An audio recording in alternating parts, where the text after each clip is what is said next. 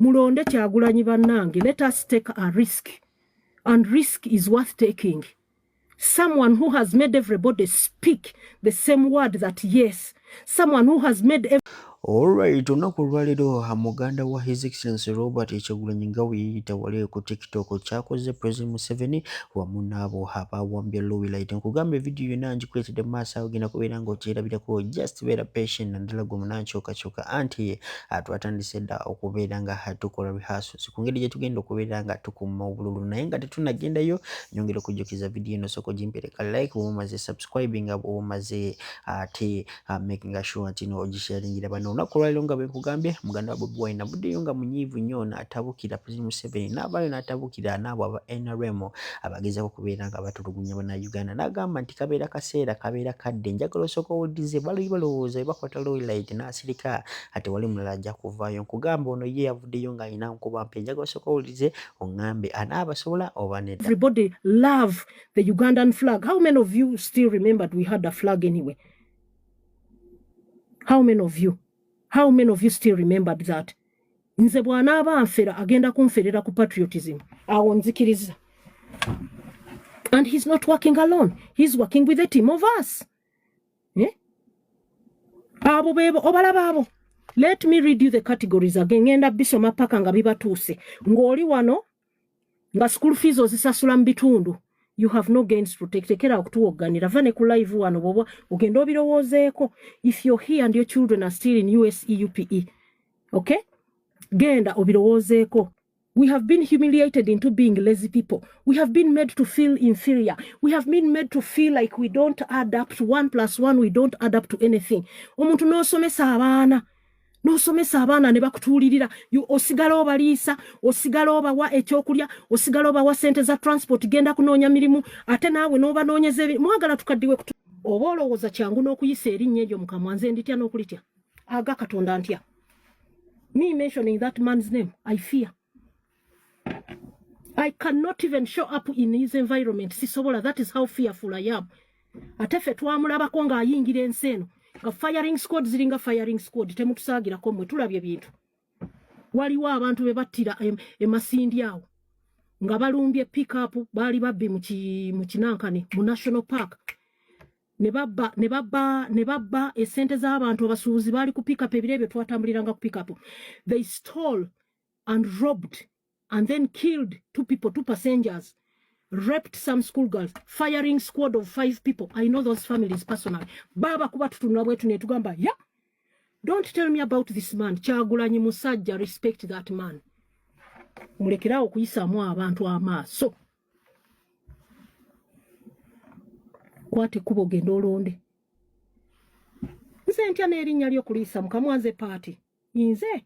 Inze. N'aba musemberedde bonna mbatiira ddala n'abantu ba NRM mbatya. You are the most ruthless people. Muntu wa NRM obeera oseka naye. Kasita bajjayo ekibaasa kya ssente essaawa zino n'akukyukira ayinza n'okuwaayo. Gwe n'olugenda ye n'afuna ssente. Ssente z'abakola bubi ate temuzikkuta kye kizibu kye tulina. Kubanga nnyingi naye temuzikkuta. So bwe muba temukkuse kati.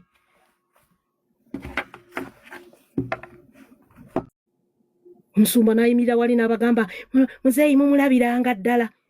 Tetulabanga emyaka 4, tetulabanga ntalo zonna. Indeed it has been peaceful because you move around with huge security in pickups. Mukwano, dear pastor, hello musumba tata waffe ow'omwoyo. Tukwagala nnyo, webale kutusumba, webale kutubulira njiri. But you move around with security. And pickups full of soldiers. Even your churches have police posts and mini barracks. Mwina neba kanyama. Why would it be like that? But because the environment is not good enough for all of us to find opportunities for what to do. That's how we are ending up in church all the time. And nobody is telling us to get out of church. Because batwagalirawo. When you collect that 1,500 from 1,000 people, that's so much money. Lancha watwakunganyiza bweziti. The night of worship, the seed of this, the seed of that, the crossover of that, the this of this. Gwe atali employed, gwaleeta sente ezo. Ate ogendayo with hope, to keep your hopes alive. Naye bo wabalabye. ate bo bapasita babagamba kulonda ekintu ekiba favoringa. Sigenda kwogera bintu bingi ku bapasita abo, but I got so disappointed. They have a right to choose whoever they want to choose, but they should not shove that person on people who are coming to pray from their churches. Do I make sense? Praise the Lord. What was in the Garden of Eden? What do you call that? Yes, please. I will be so happy to receive the call. What was that in the Garden of Eden? What do you think that was? What was happening between Cain and Abel? What was happening between Esau and his brother Jacob? What was happening with David and his brothers and the family? What happened with Daniel? Yes, I am back home. What happened with Daniel? What happened? What happened with Paul throughout the New Testament? What happened with Jesus and the Pharisees? What do you call that? Does that make any sense to you? Politics is everywhere. And in the Bible, it is so tough. Alright, Katikkiro wa Buganda olunaku olwaleero aleese ebbaluwa ya Ssaabasajja Kabaka gye yawandiikidde Bannayuganda naddala mu kaseera kano nga tugenda mu kulonda. Kugamba eri very informative, agiyisiza mu parables era oba totegedde ogenda ku inbox nga namba yange leo simbiyo 373 WhatsApp yakubeera nga hambi kunyonyola kubanga gyo mpanvu muko naye sigenda gyogerera nyina kubeera nga ngikupuliyingira ogirabireko ate n'abakubeera nga subscribinga weegatteko mu kutu gwaffe gwo. Tekali kugamba okutula mita 2 okuva ka box si bwe ligamba etteeka ligamba nti omuntu asobola okubeera mita 2 kati ndaba nga mu muti guli ogw'omusaali ezo si mita 2 eyo wala oba ekifaananyi kya kabaka genda otuula wali katebe aka plastika ojje n'amazzi otuula awo onywa otuzi otegedde beera wa mirembe beera mukkakkamu toleekaanaleekaana bintuntu ng'otudde awo tonywa mwenge tofuwafuwa bintuntu bisegereeti kulwaza bantu ng'otudde awo okiraba tobaako gw'ovuma naye goberera ebigenda mu maaso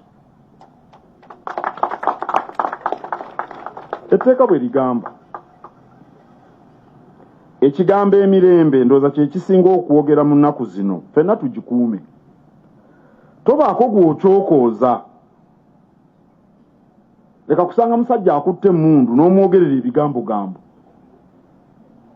leka kwogerera musajja akutte emmundu baamulagidde kwata emmundu oyagala akole ki baamugambe kwata emmundu ogenda oyimirire wali era kyajja okukola gweoyagala akole ki oyagala agendere ku biragiro byo ayina abamutwala bamugaye kwata emmundu yambala ekikufiira weepakire muwogo sayidi ne sayidi oyimirira wali era naye bwakola kati mukyokoza lwaki gweoyagala akole ki temukyokoza balina mmundu naye n'ow'emmundu aleme kulumbagana muntu atalina musango gwakoze omusajja ayimiridde wali bintu bye yali awo alina akapikipiki yakutte bendera kiki kyakoze muleke buli omu asiba kiwaani Kyagulanyize smart businessman ye kyafa kiri kimu kubanga akalu kano nakonfaminze gino emyaka 5 NUP efunye 24 billion yafudde ku 24 billion ezijiweebwa kubanga bakuwa sente okusinziira ku babaka ekibiina ekisinza ofuna sente okimanyi NRM bakiwa sente okusinziira ku kiko Kyagulanyi ekyafa gino emyaka 5 asigale nga ye leader opposition nga government emuwaaki sente kati gwe omwana w'omunaku ng'ogenda okabanja otya wakalekeddani kiwaani kakusise n'ekirala bwemala okubala mu kitundu letise wano we tuli mwena mukubako DR forms ng'emmotoka n'etu commission ne poliisi ekagoberera kati jjayo engalabiyo ng'ogoberera mmotoka eri kyemwerabidde nti bw'olondera ebbunga